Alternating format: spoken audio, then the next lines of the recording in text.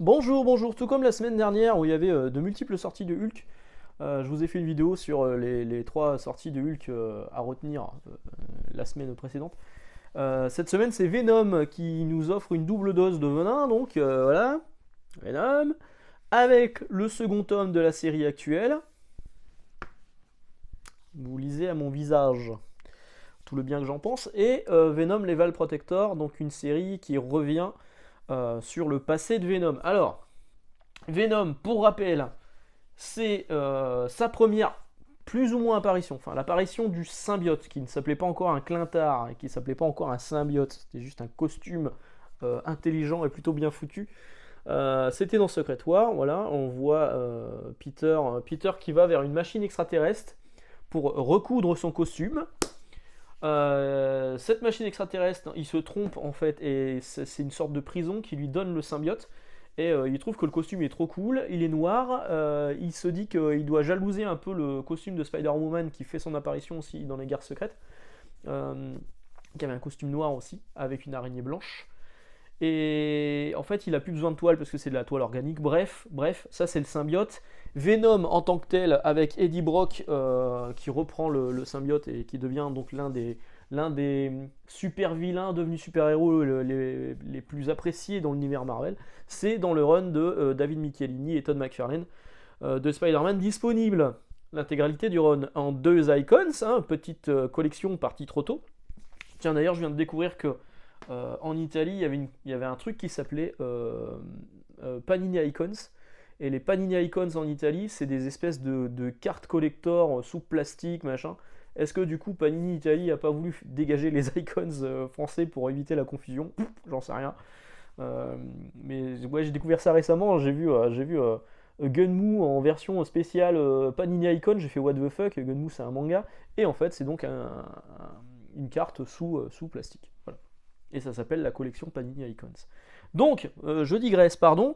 Donc, deux séries Venom.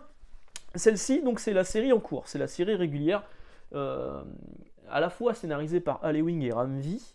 On va être très clair, quand c'est scénarisé par Ramvi, et donc ça met pas en scène Eddie, mais son fils Dylan, c'est pas mal. Quand c'est scénarisé par Alewing, et là ça met en scène Eddie dans son nouveau rôle de roi en noir, c'est pas bon.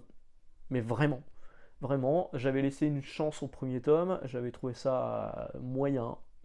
Là, je trouve ça mauvais, en fait. Alors, ça n'engage que moi, hein, évidemment, mais... Donc, les deux premiers épisodes sont scénarisés par Ambi, c'est plutôt sympa. Alors, par contre, au dessin, c'est Brian Hitch. Brian Hitch est toujours efficace, moi, j'aime beaucoup Brian Hitch. En plus de ça, Brian Hitch, on va le revoir sans doute passer sous les projecteurs, parce qu'il y a un film Authority qui a été annoncé par James Gunn pour DC Comics, un film qui sort de nulle part, qui va se baser sur le run de Warren Ellis et Brian Hitch. Hop là. Brian Hitch, efficacité, voilà. Donc ça c'est bien. Les deux épisodes de Ramvi sont pas mal. Le dessin de Brian Hitch il est cool.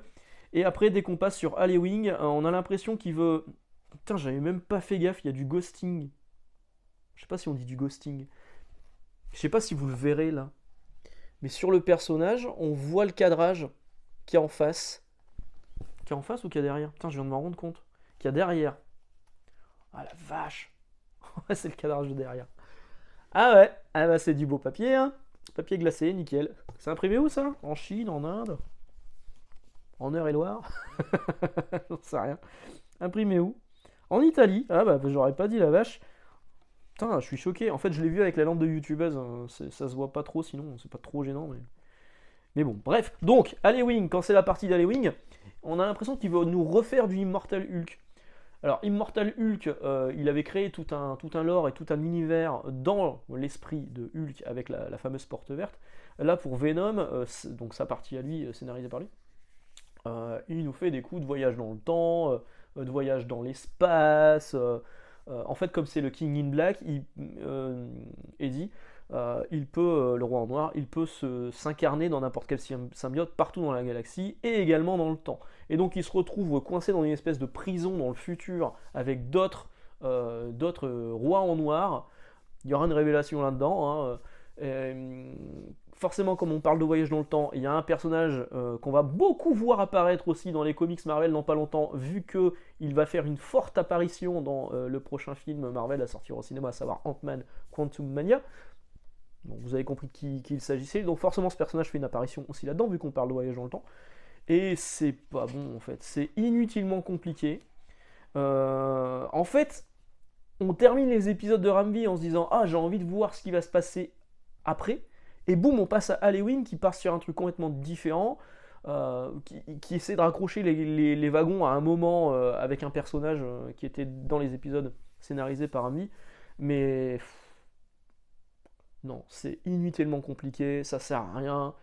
Quand on passe du run de Donny Cates, qui était plutôt badass, plutôt what the fuck, avec des images très marquantes, moi j'ai l'impression de relire ce qu'il a fait sur Immortal Hulk en moins bien. Et c'est dommage. C'est dommage parce que bah, j'irai pas plus loin. Enfin si, je lirai la suite, mais je l'achèterai pas. Voilà, donc le deuxième tome de Venom. La nouvelle série avec les épisodes 6 à 10 à l'intérieur, je crois que c'est 18 ou 19 balles. Je ne vous le recommande pas, je ne vous recommande pas la série. Si vous voulez lire du bon Venom, à la limite, bon, effectivement, il y a Level Protector. Celui-ci est mieux. C'est un récit complet, un one-shot, comme disent les gens mal renseignés. Pardon. Donc c'est un récit complet, il y a les épisodes 1 à 5 qui sont sortis en 2022, l'année dernière. C'est scénarisé par David Michelinie, dont on vient de parler, le créateur originel avec Todd McFarlane de Venom, du personnage de Venom, en tant qu'Eddie Brock. Donc, Level Protector, en fait, c'était le nom de la première mini-série. Il y a une succession de mini-séries avant d'avoir une série régulière de Venom. Il y a eu plusieurs mini-séries. La première mini-série s'appelait Venom Level Protector. Le protecteur... comment ils l'ont traduit là-dedans? Le protecteur létal.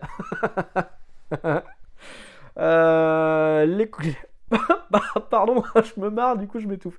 Donc les couvertures sont vraiment cool. Elles sont de Paolo Siqueira. Je crois que c'est Siqueira.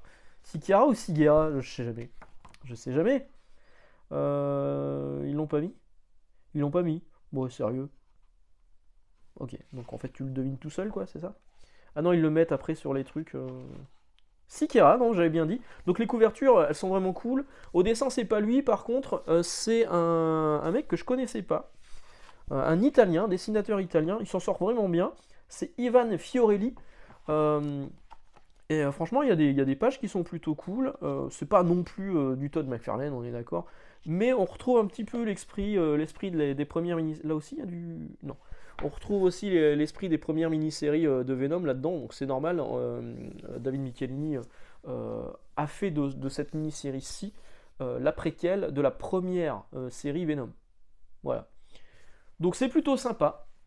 On retrouve des super vilains qu'on n'a pas l'habitude de voir ou qu'on voit rarement. On retrouve notamment le personnage de Chance, une création, je crois que c'est lui qui l'a créé, hein, de David Michelinie également, et qui est là, qu'on voit là, dans l'icon, ce petit ange parti trop tôt. Et donc c'est cool, c'est cool. J'ai pas passé un mauvais moment de lecture, alors ça va pas réinventer la roue, hein, clairement. Il n'y aura pas d'incidence vu que ça se passe dans le passé, mais ça reste plutôt sympa à lire et bien meilleur que la série actuelle malheureusement. Qu'est-ce que je voulais vous dire de plus? Je crois que c'est à peu près tout. Ouais, je crois que c'est à peu près tout. Si, il me semble que je voulais vous dire un truc, je sais plus. Je sais plus. Ah oui. Ah oui.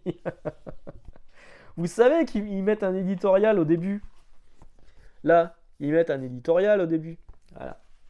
Donc là, ils disent, depuis 2021, outre Peter David, donc en fait, ils disent que Marvel a mis au point une idée simple mais ingénieuse, rappeler des auteurs emblématiques des années 80-90, afin qu'ils retrouvent les personnages qui les avaient rendus célèbres à l'époque. Depuis 2021, outre Peter David qui est encore très en vue, des créateurs comme Nicieza, Fabian Nicieza, Brett Booth, les époux Simonson, Amma, Jurgens et naturellement Claremont ont fait leur retour pour dépoussiérer le passé des X-Men. Si vous n'êtes lecteur que de VF, vous vous dites mais what the fuck, je les ai pas lues ces histoires, j'ai envie de les lire, elles sont où? Eh ben elles n'existent pas en VF, toujours pas. C'est dans X-Men Legend, hein, je vous en parle régulièrement parce que moi je suis la série, je les achète. J'en ai pas un là qui traîne. Non. Donc c'est dans les X-Men Légende, inédit en français. Et là ils nous disent que ça existe, mais voilà. Quand même des gens prestigieux comme Nichiza, Claremont, Booth, etc. Reviennent sur l'origine des X-Men. Ok, bah c'est bien de nous le dire, mais ça n'existe pas en VF. Voilà. Bon, jamais à l'abri d'une connerie, Panini. Donc, deux sorties Venom cette semaine, enfin la semaine dernière du coup. La série régulière, franchement, laissez tomber. Cette mini-série en un seul numéro, qui est plutôt sympa à lecture, mais qui n'est pas non plus complètement indispensable. Voilà. Je vais vous laisser là, je vous souhaite d'excellentes journées, d'excellentes lectures également. Est-ce qu'on se verra jeudi? J'ai un doute. Donc au pire, on se voit samedi et dimanche. Voilà. A plus. Ciao.